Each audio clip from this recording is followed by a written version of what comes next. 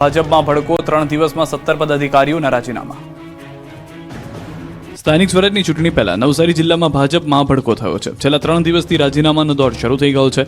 જલાલપુરમાં વર્ષોથી અન્યાય થતા હોવાના આક્ષેપ સાથે વિરોધ પ્રદર્શન કરી 3 દિવસમાં જિલ્લા અને તાલુકાના 17 પદાધિકારીઓએ પોતાના પદ પરથી રાજીનામા આપી દેતા ખળભળાટ મચી ગયો છે। જિલ્લા ભાજપનું સંગઠન જાહેર થતાં જલાલપુરમાં 10 ફેબ્રુઆરીથી શરૂ થયેલો રાજીનામાનો દોર શુક્રવારે પણ અટક્યો ન હતો। પહેલા 10 ફેબ્રુઆરીએ જિલ્લા ભાજપમાં ઉપપ્રમુખ તરીકે નિયુક્તિ પામેલા અશોક પટેલ, બક્ષીપંચ મોરચાના મહામંત્રી વિજય પટેલ, કિસાન મોરચાના મહામંત્રી પ્રકાશ પટેલ અને જિલ્લા સંગઠનના મંત્રી ચેતના પટેલે પોતાના પદ પરથી રાજીનામા ધર્યા હતા।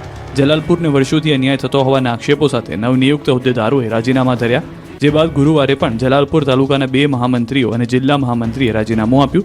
તાલુકા મહામંત્રી કેતન પટેલ અને ચેતન પટેલે રાજીનામા આપ્યા હતા। બાદમાં હવે જિલ્લા મોરચા મહામંત્રી રોશની પટેલ પણ રાજીનામું આપી ચૂક્યા છે। બીજી તરફ શુક્રવારે નવસારીના જલાલપુર તાલુકાના ભાજપના 12 પદાધિકારીઓએ પોતાના પદ પરથી રાજીનામા ધર્યા। જલાલપુરને વર્ષોથી થતા અન્યાયના વિરોધમાં જલાલપુર તાલુકા સંગઠનના પદાધિકારીઓ સામૂહિક રાજીનામા આપ્યા। જિલ્લા ભાજપ સંગઠનના મહામંત્રીનું પદ નહીં મળતા નારાજ આગેવાનો રાજીનામા આપી ચૂક્યા। અત્યાર સુધીમાં જલાલપુરના જિલ્લા અને તાલુકાના 17 પદાધિકારીઓએ પોતાના પદ પરથી રાજીનામા આપ્યા, ત્યારે આગામી સ્થાનિક સ્વરાજ્યની ચૂંટણીમાં ભાજપનો આંતરિક વિવાદ વધુ સપાટી પર આવી શકે છે। સાવલીના ધારાસભ્ય કેતન ઇનામદારે ફરી આપ્યું વિસ્ફોટક નિવેદન। વિવાદોમાં રહેવા ટેવાયેલા આખા બોલા સાવલીના ધારાસભ્ય કેતન ઇનામદારે ફરી એકવાર સ્ફોટક નિવેદન આપ્યું। સાવલી એસટી ડેપો ખાતે આયોજિત જાહેર કાર્યક્રમમાં કેતન ઇનામદારે વિકાસ અને જનહિત અંગે દ્રઢ અને ખુલ્લું નિવેદન આપ્યું। જાહેર મંચ પરથી તેમણે વડોદરા જિલ્લાના સહપ્રભારી મંત્રી કમલેશ પટેલને સંબોધીને જણાવ્યું કે સરકાર પાસેથી પોતાની માંગ રજૂ કરવાની તેમની સ્ટાઇલ અલગ હોઈ શકે છે, પરંતુ તેમનો ઈરાદો ક્યારેય ખોટો રહ્યો નથી। મને વહેલું લઈ લેવું હતું અને તાલુકાની જનતાને વહેલું આપવું હતું। મેં કીધું હમણાં મારા મંત્રી સાહેબને, સાહેબ થોડીક માગવાની સ્ટાઇલ અલગ હતી પણ ઈરાદો ખોટો નતો। મને કદાચ વહેલું લઈ લેવું છે, મને એવું હતું મારા વિસ્તારને વહેલું આપી દઉં અને કોમ્પ્રોમાઇઝ કરવાની કદાચ ટેવ નથી। સમાધાન હું મારી જાત માટે કરી શકું, મારી પ્રજા માટે નહીં કરી શકતો, મારો વીક પોઈન્ટ છે। વિવિધ સમાજે બંધારણ ઘડ્યા બાદ હવે થરાદમાં મારવાડી ચૌધરી સમાજે પણ બનાવ્યું બંધારણ। થરાદની ઈસાવળ, હિંદવાણી, વાવેસી, સાતોડી નો એક સમાજ, એક રાજા અને એક વિવાદ। ઠાકોર, ક્ષત્રિય, રાજપૂર, ભીલ સહિતના સમાજની માફક મારવાડી ચૌધરી સમાજે કંઈક આ રીતે બંધારણના શપથ લીધા। સામાજિક એકતા અને સમાજના ઉદ્ધાર માટે મોટાભાગના સમાજો એકરૂપ બની રહ્યા છે, ત્યારે ઉત્તર ગુજરાતમાં વસેલો ચૌધરી સમાજ હવે નવી પહેલ તરફ વળી રહ્યો છે। વાવ થરાદમાં મારવાડી ચૌધરી સમાજ દ્વારા સામાજિક બંધારણને આખરી ઓપ અપાયો। એક સમાજ, એક જાજમ, એક રિવાજ મુજબ ઘડાયું બંધારણ। લગ્ન પ્રસંગ, મરણ પ્રસંગ, જન્મ પ્રસંગ, શ્રીમંત, વ્યસન, ઓઢામણી, સગપણ સાથે અન્ય મુદ્દાઓ બાબતે સુધારણા કરવામાં આવ્યા। રાજેશ્વર ધામ ચાગડા ખાતે મળી મારવાડી ચૌધરી સમાજને મળેલી બેઠકમાં મહંત દયારામજી મહારાજ ગાદીપતિ રાજેશ્વર ધામ શિકારપુરાની હાજરીમાં સમાજના આગેવાનોએ બંધારણના શપથ લીધા। કુરિવાજોને તિલાંજલિ આપી સમાજનું નવું બંધારણ ઘડ્યું। કોડીનાર ડોળાસાના વેપારી પર હુમલાના વિરોધમાં બજારો બંધ રાખી રેલી યોજી। ગીર સોમનાથ જિલ્લાના કોડીનાર તાલુકાના ડોળાસા ગામે કારડિયા રાજપૂત સમાજના એક વેપારી યુવક પર થયેલા ગંભીર હુમલાની ઘટનાએ સમગ્ર જિલ્લામાં ચકચાર મચાવી છે। ગીર સોમનાથના કોડીનાર ડોળાસાના વેપારી પર હુમલાના વિરોધમાં બજારો બંધ રાખી રેલી યોજી વિરોધ વ્યક્ત કરવામાં આવ્યો। પોલીસે પણ આ મામલે એક વ્યક્તિની અટકાયત કરી છે અને આ મામલે વધુ લોકોની અટકાયત થઈ શકે છે।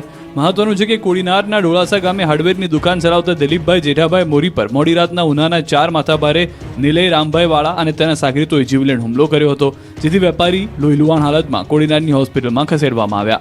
આ ઘટનાની જાણ ડોળાસાના વેપારીઓ, ગામના લોકો અને સમસ્ત ક્ષત્રિય કારડિયા રાજપૂત સમાજના લોકોને થતા વાતાવરણ તંગ બન્યું। એક નિર્દોષ વેપારી ઉપર બેરહેમીથી હુમલો કરવામાં આવતા લોકોમાં રોષ છવાયો। ડોળાસા ગામ, કોડીનાર તાલુકો અને ક્ષત્રિય કારડિયા રાજપૂત સમાજમાં ઉગ્ર પ્રત્યાઘાત પડ્યા અને બજારો સજ્જડ બંધ રાખીને વિરોધ કરવામાં આવ્યો। સમાજના અગ્રણીઓ અને ગામના પ્રતિનિધિઓ દ્વારા મામલતદાર કચેરી તેમજ કોડીનાર પોલીસ સ્ટેશન ખાતે આવેદનપત્ર પાઠવી આરોપીઓ સામે તાત્કાલિક અને કડક પગલાં લેવા માંગણી કરવામાં આવી હતી। રેલવે નોટિસ આપતા જામનગરના લોકોએ મનપા કચેરીને ગજવી। ઉગ્ર વિરોધ પ્રદર્શન, ઝપાઝપી અને પોલીસ સાથે રકઝકના દ્રશ્યો જામનગરના છે, જ્યાં હનુમાન ટેકરી સહિતના વિસ્તારોમાં રેલવે તંત્ર દ્વારા જમીન ખાલી કરવા માટે અપાયેલી નોટિસના પગલે લોકો વિફર્યા છે। રેલવે તંત્રએ દિગ્જામ સર્કલ નજીક હનુમાન ટેકરી અને આસપાસની સોસાયટીઓને છેલ્લા 2 દિવસથી નોટિસ પાઠવી છે। આ નોટિસમાં જમીન રેલવેની માલિકીની હોવાનું જણાવી 7 દિવસમાં જગ્યા ખાલી કરવા આદેશ કરાયો છે, જેના પગલે અહીં રહેતા લોકોને રાતોરાત રોડ પર આવી જવાનો ખતરો ઊભો થયો છે। આશિયાના છીનવાઈ જવાના ડરથી વિરોધમાં આજે બીજા દિવસે પણ સ્થાનિકોનો ઉગ્ર વિરોધ છે. વિરોધ પક્ષના કોર્પોરેટર રાહુલ બોરીચાની આગેવાની હેઠળ મહાનગરપાલિકા કચેરી એકઠા થયેલા સંખ્યાબંધ લોકોની પોલીસે અટકાયત કરી તો મહિલાઓ સહિતના લોકોના ટોળા એકઠા થઈ સૂત્રોચ્ચાર કર્યા. કમિશનરને મળવાની જીદ પકડી. મ્યુનિસિપલ કમિશનર નીચે આવીને મળે તેવી માંગણી સાથે સૂત્રોચ્ચાર કરતા પોલીસ દ્વારા કોર્પોરેટર રાહુલ બોરીચા સહિત અનેક નાગરિકોની અટકાયત કરવામાં આવી. 2 બસ ભરીને સ્થાનિકોને પોલીસ બસમાં બેસાડવામાં આવ્યા, જેથી અન્ય ટોળા વિખેરાઈ ગયા હતા. પરંતુ રેલવેની નોટિસના મામલે આગળ શું થાય છે તેના પર સૌની નજર છે. પોલીસ તંત્ર પણ આ મામલે એલર્ટ મોડમાં છે. ખંભાતમાં 10 દિવસથી સફાઈ કર્મીઓ હડતાલ પર ચાલુ મીટિંગમાં હોબાળો મચાવ્યો. આણંદ જિલ્લાના ખંભાત નગરપાલિકામાં કામ કરતા 200થી વધુ સફાઈ કામદારો વિવિધ માંગને લઈને છેલ્લા 10 દિવસથી હડતાલ પર છે. રાજ્ય સરકારે 2016માં લાગુ કરેલા 7મા પગાર પંચ લાભ નથી મળ્યો, જેથી સાફ સફાઈ કરતા 200થી વધુ સાફ સફાઈ કર્મચારીઓ વિરોધ પ્રદર્શન કરી રહ્યા છે.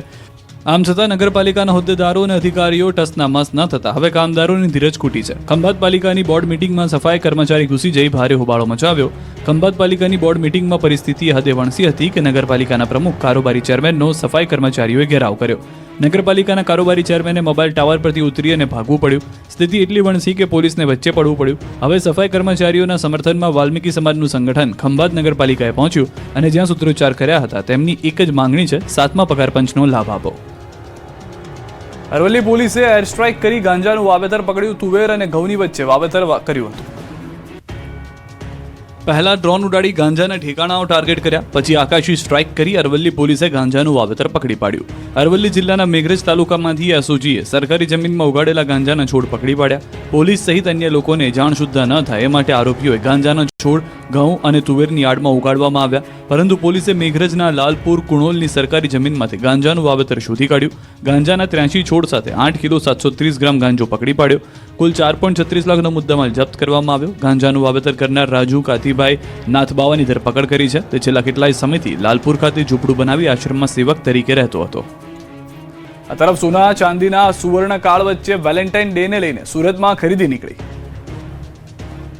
વૈશ્વિક પરિસ્થિતિના કારણે દેશભરમાં સોના ચાંદીના ભાવ આસમાને પહોંચી ગયા છે. ઐતિહાસિક સપાટીએ ભાવ પહોંચ્યા બાદ શુક્રવારે ચળકતી ધાતુના ભાવમાં કડાકો આવ્યો.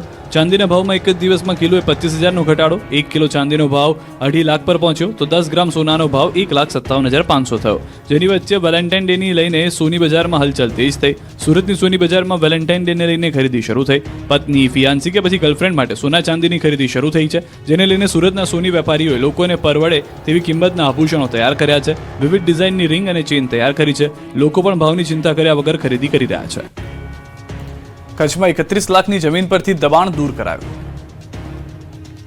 કચ્છમાં ફર્યું તંત્રનું બુલડોઝર. બીટા સીમ વિસ્તારમાં સરકારી જમીન પરનું 31 લાખની કિંમતની જમીન પરનું દબાણ દૂર કરાયું. અબડાસા તાલુકાના બીટા ગામે સર્વેમાં આવેલી સરકારની અંદાજિત 6 એકર જમીન પર થયેલ દબાણ નાયબ મામલતદારના માર્ગદર્શન હેઠળ દૂર કરવામાં આવ્યું. દબાણ કરાયેલ જમીનની કિંમત અંદાજિત 30 લાખ અને વાવેતરની 1 લાખ મળીને કુલ 31 લાખ થાય છે. કામગીરી દરમિયાન કોઈ અનિચ્છનીય બનાવ ન બને તે માટે ચુસ્ત પોલીસ બંદોબસ્ત ગોઠવાયો. સ્થળ પર ગ્રામજનોની હાજરીમાં તેમજ પોલીસ સ્ટાફની ઉપસ્થિતિમાં દબાણ દૂર કરવાની કાર્યવાહી હાથ ધરાઈ હતી.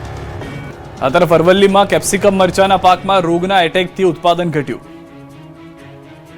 અરવલ્લી જિલ્લામાં ચાલુ રવિ સિઝનમાં ખેડૂતોએ 2 લાખ હેક્ટરથી વધુ જમીનમાં વાવેતર કર્યું, જેમાં મોટા પાયે ખેડૂતો બાગાયતી ખેતી તરફ વળ્યા છે અને કેપ્સિકમ મરચાનું વાવેતર કર્યું છે. શામળાજી તાલુકાનો ગડાદર કંપા વિસ્તારમાં રાજ્યમાં બીજા નંબરે કેપ્સિકમ મરચાનું વ્યાપક વાવેતર થયું છે. ત્યારે ખેડૂતોને આશા હતી કે સારું ઉત્પાદન મળશે અને સારી કમાણી થશે, પરંતુ કુદરત જાણે રૂઠી હોય તેમ સતત બદલાતા વાતાવરણ અને વહેલી ગરમીની શરૂઆતને કારણે પાકને માઠી અસર પહોંચી છે. પાકમાં રોગ આવી જતા ગત વર્ષની સરખામણીએ આ વર્ષે ઉત્પાદનમાં 60%થી વધુનો ઘટાડો નોંધાયો છે.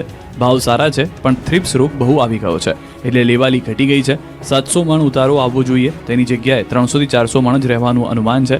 મરચાનો વિકાસ રૂંધાઈ ગઈ રહ્યો છે. બીજી તરફ નવાઈની વાત તો એ છે કે ગત વર્ષે ખેડૂતોને 1 કિલો મરચાના માત્ર 5 રૂપિયા મળ્યા હતા, ત્યારે ઉત્પાદન મબલખ હતું. આ વર્ષે ભાવ 5 ગણા વધીને 25 રૂપિયા થયા છે, પરંતુ ખેડૂતો પાસે વેચવા માટે મરચા જ નથી. જામનગર બાદ દ્વારકા પંથકમાં પણ જીરું પકવતા ખેડૂતોને જીવ બાળવાનો વારો આવ્યો. દેવભૂમિ દ્વારકાના ખંભાળિયા પંથકની ખેડૂતોને રાતા પાણીએ રોવાનો વારો આવ્યો છે. ખરાબ હવામાનને કારણે જીરાના પાકમાં સુકારો નામનો રોગ ફાટી નીકળતા ખેડૂતોની હાલત કફોડી બની. દિવસે તડકો, રાત્રે ઠંડી અને વહેલી સવારે ધુમ્મસભર્યા વાતાવરણની સાથે કમોસમી વરસાદને કારણે પાકને વ્યાપક નુકસાન થયું. મબલખ ઉત્પાદનની આશાએ બેઠેલા ખેડૂતોનો તૈયાર પાક બગડવા લાગતા હવે રાતા પાણીએ રોવાનો વારો આવ્યો. આ વર્ષે ખેતી ખર્ચમાં થયેલા વધારા સામે ઉત્પાદનમાં ધરખમ ઘટાડાની ભીતિ સેવાઈ રહી છે. ખેડૂતોનું કહેવું છે કે સામાન્ય રીતે વીઘા દીઠ 10 મણ થતું જીરુનું ઉત્પાદન આ વખતે ઘટીને માત્ર 2 થી 3 મણ રહે તેવી શક્યતા છે. વીઘે 8 થી 10 હજારનો ખર્ચ કર્યા બાદ પણ પાક નિષ્ફળ જતા ખેડૂતોને કરેલો ખર્ચ પણ માથે પડે તેમ છે. આવા સમયે સરકાર પણ યોગ્ય સર્વે કરી ખેડૂતોને પૂરતું વળતર આપે તેવી માંગ ઉઠી છે. ઊંઝામાં મસાલા પાકની ખેતી કરતા ખેડૂતો થશે માલામાલ તો ગૃહિણીઓનું બજેટ વિખેરાશે. રસોડાના મસાલા ભરવા ગૃહિણીઓને આ વખતે મોંઘા પડશે. મરચું, જીરું, હળદર, રાઈ સહિતના મસાલા ભરવામાં મધ્યમ વર્ગનું ખિસ્સું લાલચોળ થઈ જશે. આ વખતે મસાલાના ભાવ આસમાને પહોંચવાના છે તો ખેડૂતો માલામાલ થઈ શકે તેમ છે. કેમ કે મસાલાનું હબ ગણાતા ઊંઝા માર્કેટયાર્ડમાં મસાલાની સિઝન તો શરૂ થઈ ગઈ છે, પરંતુ ચાલુ વર્ષે હવામાન અને વાવેતરના પરિબળોને કારણે જીરું, વરિયાળી અને ઇસબગુલના ઉત્પાદનમાં નોંધપાત્ર ઘટાડો નોંધાયો છે. જોકે ઉત્પાદન ઘટવાની સાથે બજારમાં માંગ સારી રહેતા ખેડૂતો માટે આ વર્ષ સુવર્ણ વર્ષ સાબિત થાય તેવા સંકેતો મળી રહ્યા છે. આ વર્ષે જીરુમાં 20% સુધીનો ઘટાડાની શક્યતા છે. ગત વર્ષની સરખામણીએ જીરુનો પાક 70 થી 80% જેટલો જ છે. પડોશી રાજ્ય રાજસ્થાનમાં પણ ઉત્પાદન 10% ઓછું અંદાજવામાં આવ્યું છે. ઉત્પાદનની અછતને પગલે શરૂઆતથી જ બજારમાં તેજી જોવા મળી રહી છે. હાલમાં જીરુના ભાવ પ્રતિ 20 કિલોના 4200 થી 4500ની સપાટીએ ચાલી રહ્યા છે. બીજી બાજુ વરિયાળીમાં ગત વર્ષે વરિયાળીનું ઉત્પાદન 25 થી 30 લાખ બોરી હતું, જે આ વર્ષે ઘટીને માત્ર 15 થી 20 લાખ બોરી થવાની શક્યતા છે. બજારમાં જૂની વરિયાળીના ભાવ 1500 રૂપિયાથી શરૂ થાય છે, પરંતુ નવી વરિયાળીની ગુણવત્તા અને માંગને કારણે તેના ભાવ 7000 થી 8000 સુધી બોલાઈ રહ્યા છે, જે ખેડૂતો માટે મોટી રાહત સમાન છે. આવી જ રીતે ઇસબગુલના ભાવ પણ 3000 થી 3500 રૂપિયા સુધી પહોંચી જતા ખેડૂતોએ ખુશીનો કોઈ પાર નથી રહ્યો. સુરતના પલસાણા